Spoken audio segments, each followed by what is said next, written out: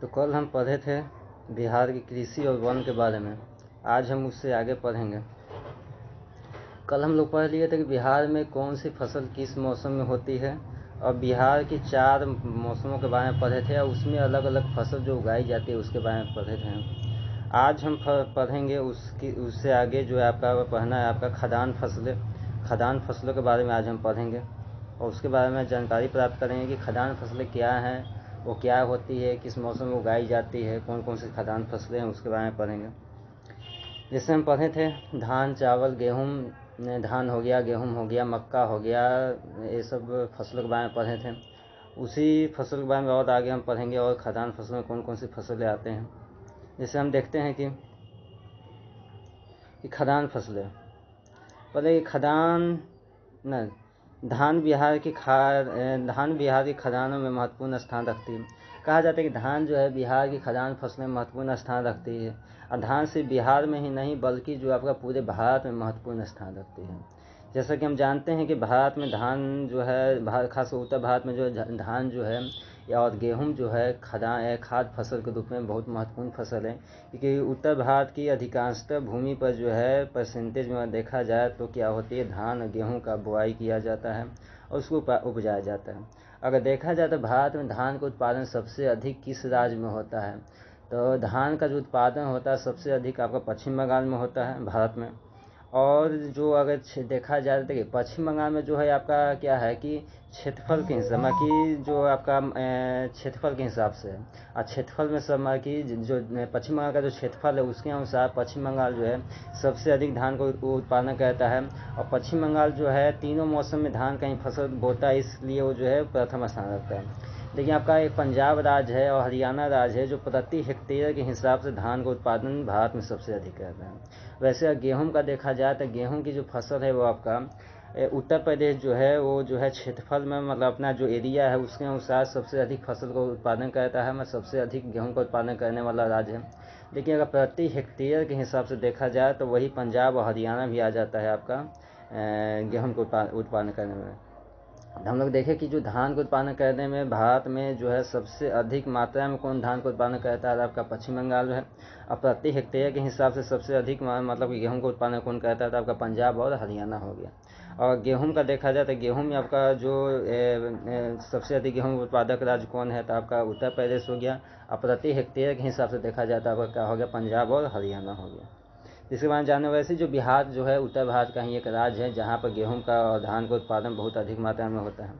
तो देखिए धान जो है बिहार के खदान फसलों में एक महत्वपूर्ण स्थान रखता है। यहाँ भदई, अगहनी, गरमा अर्थात तीनों फसलें लगाई जाती है। मैं बिहार में कह रहा है कि भदई, अगहनी या गरमा जो फसलें होती है तीनों फसलें लगाई जाती है। इसकी खेती राज्य के सभी भागों में होती है। इसकी जो खेती होती है, इस फसल की जो खेती होती है राज्य के सभी भागों में होती है।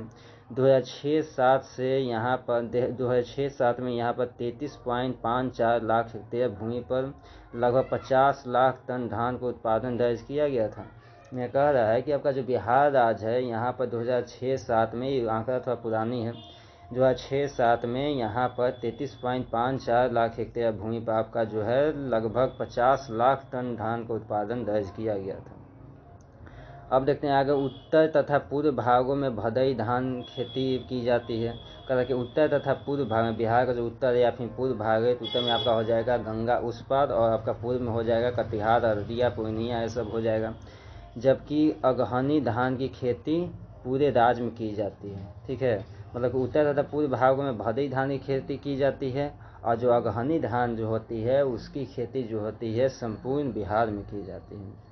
धान का सबसे अधिक उत्पादन जो है पश्चिम चंपारण, रोहतास, औरंगाबाद में होता है। बिहार में कह रहा है कि धान का सबसे अधिक उत्पादन आपका होता है पश्चिम चंपारण हो गया, रोहतास हो गया, औरंगाबाद हो गया। इन तीनों जिलों में बिहार का 18% से अधिक धान का उत्पादन होता है। और बिहार में जो 100% धान का उत्पादन होता है उसमें से जो आपका 18% धान है जो सिर्फ 3 राज्यों से 3 जिला से है, आपका पश्चिम चंपारण हो गया, रोहतास हो गया और औरंगाबाद से हो गया। पहले स्थान पर पश्चिम चंपारण है, जबकि रोहतास और औरंगाबाद क्रमशः द्वितीय और तृतीय स्थान पर। कह रहा है कि अब तो बिहार में जो है धान की फसल उत्पादन में आपका पहला स्थान पर आपका कौन है, पश्चिम चंपारण है, जबकि दूसरा और तीसरा पर क्रमशः रोहतास और औरंगाबाद है।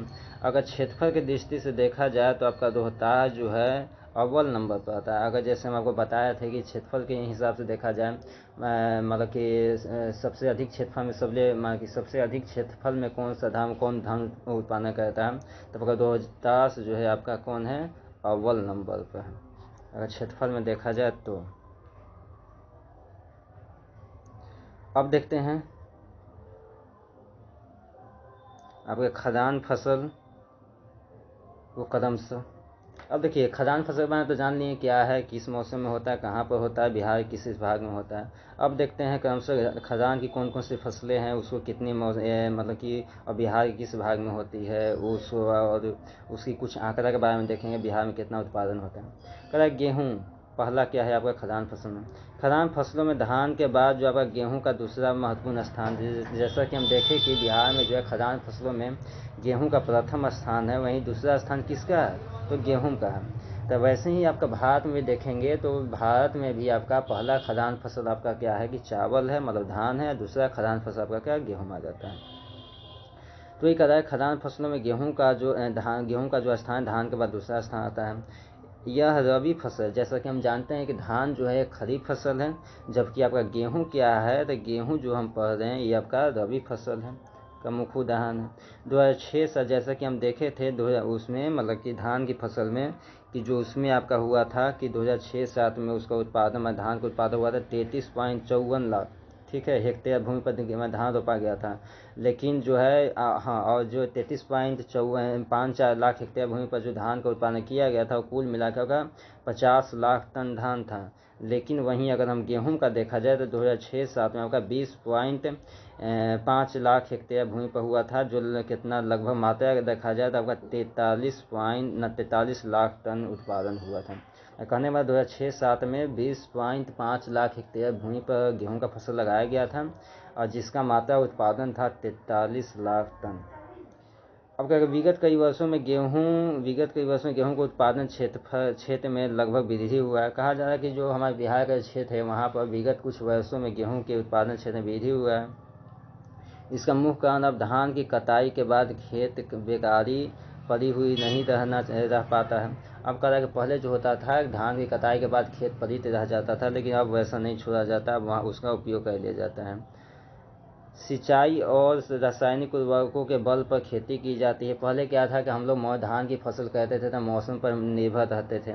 आज क्या है कि आपका सारी प्रकार का सुविधा हो गया, नलकूप जिसको हमें बोरिंग हो गया, नल हो गया, कल हो गया, और भी बहुत सारी सुविधा है जैसे नहर, नदी हो गया, तालाब हो गया। तो इस सब का जो विकास होने का जो अब हम जो है मौसम पर निर्भर नहीं है, हम जो है धान की फसल या अपनी जो भी फसल है वो अपना पानी मिलने के कारण कर लेते हैं। तो ये कह रहे हैं यहाँ पर सिंचाई एवं रासायनिक उर्वरकों के बल पर हम खेती में उपजा सकते हैं, हमारा जो जमीन पलित नहीं रह पाता है। और कह रहा है कि इस फसल की बुआई नवंबर दिसंबर में और कटाई जो है मार्च अप्रैल में। कह रहा है कि जो इस फसल की जो बुआई होती है गेहूं की फसल, जिसको रबी फसल कहते हैं, इसको जो बोने का समय होता है आपका नवंबर दिसंबर होता है जो ठंडी का मौसम होता है, और कटने का जो समय होता है वो मार्च अप्रैल होता है जो कि आपका गर्मी का मौसम होता है। गेहूँ का मौसम कहा जाता है कि इसको जो जलवायु जब बोते हैं तो ठंडी जलवायु होना चाहिए, और काटते समय मतलब जब ये पक जाती है या पकने का समय होती है तो इसका जलवायु गर्म होना चाहिए, तब गेहूँ की फसल अच्छी होगी।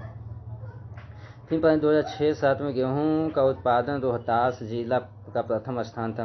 2006-07 में क्या था कि रोहतास जिला का प्रथम, जैसा कि हम देखें कि चावल के उत्पादन में आपका प्रथम स्थान चंपारण का था, ठीक है, और दूसरा स्थान रोहतास का था, तीसरा औरंगाबाद का। लेकिन आपका क्या है यहाँ पर कि प्रथम स्थान जो आपका गेहूं में जो है गेहूं के उत्पादन प्रथम स्थान किसका हो गया, तो आपका रोहतास जिला का प्रथम स्थान है। इस जिले में इस वर्ष 4 लाख टन, मतलब जो आपका 2006-07 का बात बता रहा है यहाँ पर 4 लाख टन जो है मतलब गेहूं का उत्पादन हुआ था। कितना भूमि पर, 136 हेक्टेयर क्षेत्रफल पर, ठीक है।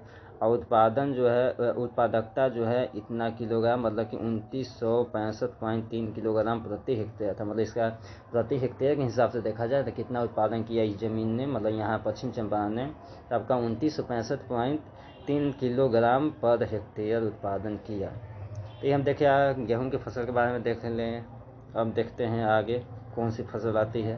तो अब हम देखेंगे मक्का की फसल के बारे में। मक्का की फसल क्या है। ये भी क्या है, खदान फसल में आती है मक्का की फसल, जो हमारे पूरे बिहार में की जाती है, ठीक है ना। मक्का बिहार का एक तीसरा प्रमुख खदान फसल है। जैसा कि हम पढ़ें, पहला खदान फसल आपका धान है, दूसरा गेहूँ है, वही क्या है, तीसरा खदान फसल आपका मक्का है। और मक्का भारत का भी प्रमुख खदान फसल में आती है। अब कहता है कि यह भदई, अगहनी और रबी एवं गर्मा फसलों में पैदा की जाए। कहा जाता है मक्का एक ऐसी फसल होती है जिससे तीनों मौसम उपजाई जाती है। कहा जाता है कि मक्का को तीनों मौसम में उपजा सकते हैं, रबी, खरीफ और जायद फसल के रूप में। मतलब तीनों मौसम में, हाँ, वो भारत में अगर देखा जाए तो, ठीक है ना। लेकिन अब यहाँ बिहार का बात किया जाए तो यहाँ पर जो आपका जो मौसम दिया गया है या फिर जो वातावरण को, मतलब यहाँ पर जो बताया गया है फसलों को, भदई, अगहनी और रबी और गर्मा, वही कह रहा है कि जैसे पूरे भारत में मक्का को तीनों मौसम में उगा सकते हैं, वैसे ही बिहार में भी मक्का को चारों जो आपका मौसम में बांटा गया फसलों को चारों मौसम में उगा सकते हैं, जो आपका भदई, अगहनी, रबी और गर्मा हो गया, ठीक है। लेकिन अगर देखा जाए तो मक्का को लिया जाता है आपका खरीफ फसल में आता है। जैसे आपका गेहूँ आ गया आपका रबी फसल में, चावल आ गया आपका खरीफ फसल में, वैसे जो मक्का भी है आपका खरीफ फसल में ही आता है। सिंचाई की व्यवस्था एवं उत्तम बीजों के उपयोग से इसके उत्पादन काफ़ी वृद्धि हुई है। कहते हैं कि सिंचाई की सुविधा हो गया एवं क्या हो गया कि अच्छा बीज मिलने के कारण हमें अब जो अच्छा बीज प्राप्त हो रहा है, जिससे यहाँ क्या हो रहा है, यहाँ पर जो है उत्पादन अच्छी हो रही है। इसका कुल उत्पादन 2006-07 में आपका जो है 798.31 हज़ार प्रति मीट्रिक टन था। और 2006-07 का आंकड़ा देखा जाए तो जो आपका मक्का का उत्पादन जो है कितना हुआ था, तो 798.31 हज़ार मीट्रिक टन हुआ था। तो सबसे अधिक उत्पादन खगड़िया जिला में हुआ था। जैसा कि हम देखें कि आपका चावल का उत्पादन पश्चिम चंपारण था, और गेहूँ के उत्पादन में आपका ये रोहतास था, वैसे क्या है आपका कि मक्का के उत्पादन में आपका क्या है, खगड़िया जिला जो है आपका क्या प्रथम स्थान रखता है। जबकि दूसरा और तीसरा स्थान आपका कौन रखता है, तो समस्तीपुर और बेगूसराय। वहीं आपका पटना के बगल में आपका समस्तीपुर है, थोड़ी देर पे पूर्व साइड में अगर जाएगा तो आपका बेगूसराय आ जाता है, जो क्या है दूसरा तीसरा स्थान क्रम से रखता है। अब हम देखेंगे मोटे अनाज में आ जाता है आपका ज्वार, बाजरा, ऐसे मोटे अनाज में आ जाता है आपका ज्वार हो गया, बाजरा हो गया, मिलेट हो गया, महुआ हो गया।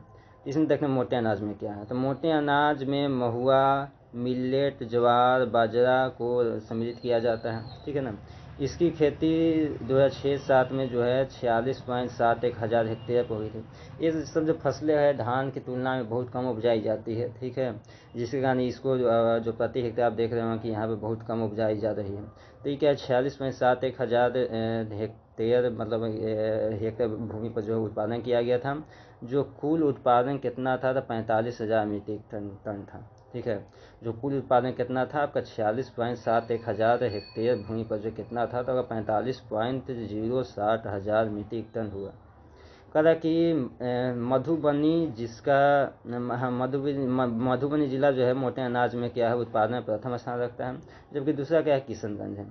जब हम देखेंगे कि मधुबनी जिला जो है आपका क्या है कि जो मोटे अनाज के उत्पादन में क्या है कि प्रथम स्थान रखता है, ठीक है। जबकि आपका किशनगंज जो है आपका क्या है कि जो मोटे अनाज के उत्पादन में दूसरा स्थान रखता है।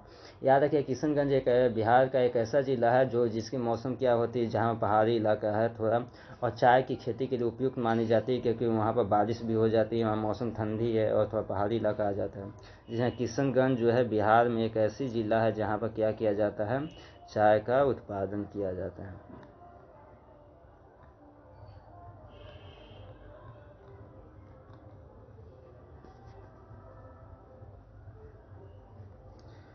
अब हम देखेंगे तेलहन, ये हो गया। अब तेलहन देखेंगे, तेलहन में क्या आ जाएगा, जिससे हमें तेल की प्राप्ति होती है, ठीक है ना। जैसे राई हो गया, सरसों हो गया, तीसी हो गया, सूरजमुखी हो गया, कुसु हो गया, रेरी हो गया, तिल हो गया, मूंगफली हो गया, और मुख्य रूप से तेलहन फसलें में आती है। ये सब जो है, जैसे राई हो गया, सरसों हो गया, हम जानते हैं हमारे तरफ बोई जाती है। आपकी तीसी हो गया, सूरजमुखी हो गया, जो फूल जैसा होता है, बड़ा बड़ा फूल होता है उसका, ठीक, उससे प्राप्त किया जाता है। फिर क्या है, कुसुम हो गया, रेरी हो गया, तिल हो गया, मूंगफली हो गया। ये सब मूंगफली जिसे बादाम हम कहते हैं, इससे किया जाता है, हमारे यहाँ तेल की प्राप्ति की जाती है। तो हम देखें, किंतु तेल निकालने के लिए मुख्य रूप से सरसों, राई, तीसी एवं अब आगे देखते हैं और कौन कौन सी फसलें हैं इसमें।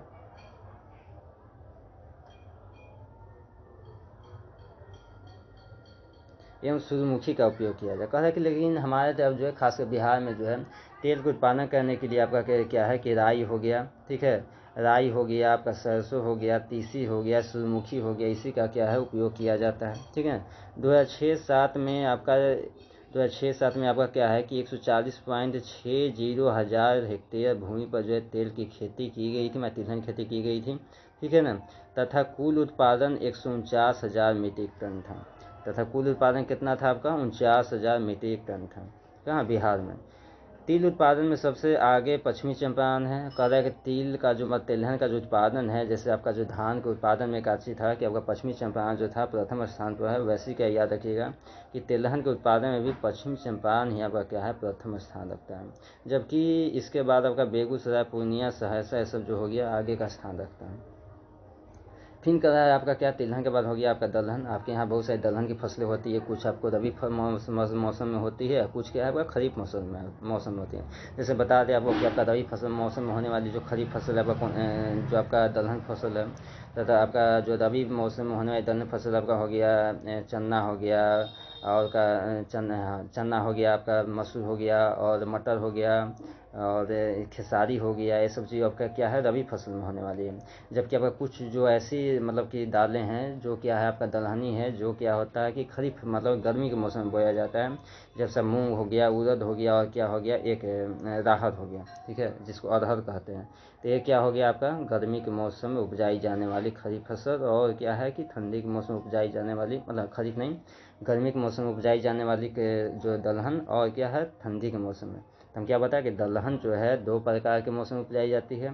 एक क्या हो गया रबी मौसम में, जो क्या होता है ठंडी में रबी फसल, जिसको ठंडी मौसम में, तो रबी में क्या हो जाएगा चना हो जाएगा, आपका क्या है मटर हो जाएगा, खेसारी हो जाएगा, मसूर हो जाएगी इत्यादि। और जो आपका गर्मी के जो मौसम है मतलब खरीफ फसल में आ जाएगा आपका क्या हो जाएगा, आपका उड़द हो गया, मूंग हो गया, और अरहर हो गया। अब आगे देखते हैं, बिहार में दलहन फसलों में चना, मसूर, खेसारी, मटर, मूंग, अरहर, उड़द, कुर्थी इत्यादि का उत्पादन। मतलब ये आपको मौसम के अनुसार नहीं पता है, मतलब कि ये डायरेक्ट ये सब दाल का मतलब नाम लिख लिया है। इसमें चना, मसूर, खेसारी जो है आपका गरम मूंग, रबी दलहन नहीं लिखा है यहाँ देखिए। इसमें चना, मसूर, खेसारी, मटर, गरम मूंग जो है ये सब क्या है आपका क्या देखिए यहाँ पर मूंग जो है वो गर्मा मूंग होता है, ठीक है ना। एक क्या होता है कि अलग मूंग होता है जो कि आपका खरीफ में बोया जाता है। यहाँ गर्मा मूंग जो हो गया आपका क्या दलहन फसल है। जबकि अरहर और मूंग देखिए क्या है ना मूंग, तो इसमें क्या है कि अरहर और मूंग जो है आपका खरीफ फसल में भी आता है, मतलब कि दाल जो अरहर और मूंग जो है आपका क्या खरीफ फसल में भी आता है। 2006-07 में बिहार में रबी का दलहन की खेती में रबी के मौसम में दलहन की खेती 519.6 हज़ार हेक्टेयर भूमि पर की गई थी, जो कुल पैदावार 372,000 मीट्रिक टन था। इसी प्रकार इसका खरीफ दलहन की खेती खरीफ दलहन की खेती जो है 87.26 हज़ार हेक्टेयर क्षेत्र पर किया गया था, जो कुल उत्पादन का कितना था 74,000 मीट्रिक टन था। अब देखते हैं, अब देखिए क्या है कि यहाँ सबसे अधिक जो है यहाँ पर रबी के मौसम में जो है आपका रबी के जो फसल है जो दलहन वो उसका उत्पादन अधिक किया जाता है, जबकि उसके तुलना में खरीफ का जो उत्पादन किया जाता है वो कम किया जाता है। देखिए दलहन उत्पादन में पटना जिला क्या है प्रथम स्थान पर रखता है, ठीक है ना। पटना जो हमारा जो जिला है ये क्या है आपका प्रथम स्थान पर रखता है, जबकि आपका औरंगाबाद, मुंगेर जो है क्रमशः आपका द्वितीय और तृतीय स्थान पर रखता है। तो हम लोग आज देखें कि जो खरीफ फसल में कौन कौन सी फसलें आती है, कुछ दलहन आ गई, कुछ तिलहन आ गई, कुछ हम लोग धान चावल ये सब देख लिए, ठीक है ना। तो इससे आए कि जो हम आगे कल पढ़ेंगे, ठीक है। आज हम यहाँ तक रहने देते हैं।